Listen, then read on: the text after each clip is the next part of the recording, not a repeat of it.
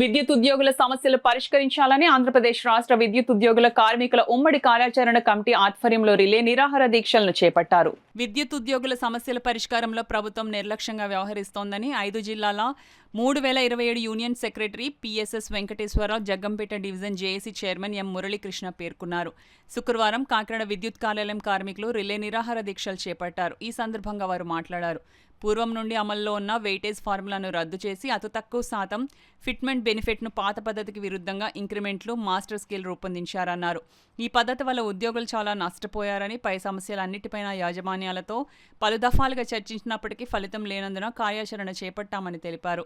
ఈ కార్యక్రమంలో Kakinada chairman Balakumar, convener Paidraju, co convener Nagendra, Venkanna Babu, D Chalam, K Kiran Kumar తదితరులు పాల్గొన్నారు.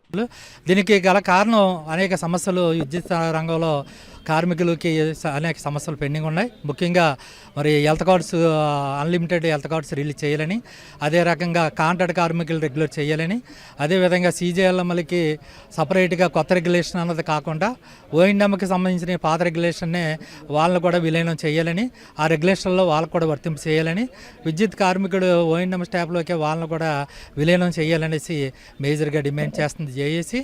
మరి అదే రకంగా డిఏస్ 4 డిఏలు పెండింగ్ ఉన్నాయి. ఆ డిఏలు కూడా పేమెంట్ చేయాలనేసి, అలాగే ఖాళీ పోస్టులు, విపరీతంగా ఖాళీ పోస్టులు ఉన్నాయి విద్యుత్ రంగంలో. కార్మికుడు ఎడిషనల్ లోడ్స్తో విపరీతమైన పనిభారంతో విద్యుత్ కార్మికుడు, అధికారులు కూడా నలిగిపోతున్నారు.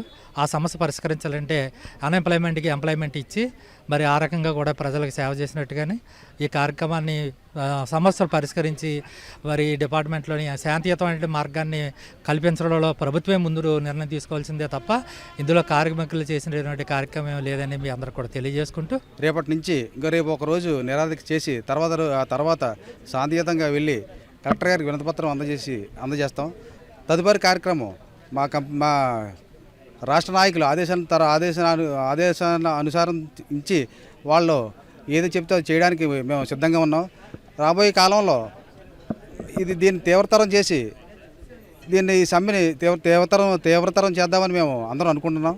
కాబట్టి యాజమాన్యం వెంటనే దిగొచ్చి మా సమస్యలను పరిష్కరించాలని కోరుకుంటున్నాం. మా డిమాండ్ ఈపీఎఫ్ టు జీపీఎఫ్ ఒకటి ప్రధాన డిమాండ్. మెడికల్ పాలసీ మీద గత ప్రభుత్వంలో ఇచ్చిన హామీలు కూడా ఇప్పటిదాకా అమలు అవ్వలేదు. మెడికల్ పాలసీ ఒకటి చేయలేదు. మా గ్రేడ్ 2 జేఎల్ఎంఎల్కి కొత్త సర్వీస్ రెగ్యులేషన్ అని చెప్పి వాళ్ళని ఉద్యోగాల్లో తీసుకుని వాళ్ళకి ఎటువంటి సదుపాయాలు లేకుండా చేస్తున్నారు. వాళ్ళకి మా విద్యుత్ శాఖలో ఉన్నటువంటి రెగ్యులేషన్తో పాటు వాళ్ళకి రెగ్యులర్ జేఎల్ఎంగా నియమించి వాళ్ళకి ఉద్యోగ భద్రత కల్పించాలని కోరుకుంటున్నాం. సమాన పనికి సమాన వేతనం ఇవ్వాలి, వాళ్ళ డిపార్ట్మెంటే నేరుగా జీతాలు ఇవ్వాలని చెప్పేసి కోరుకుంటున్నాం.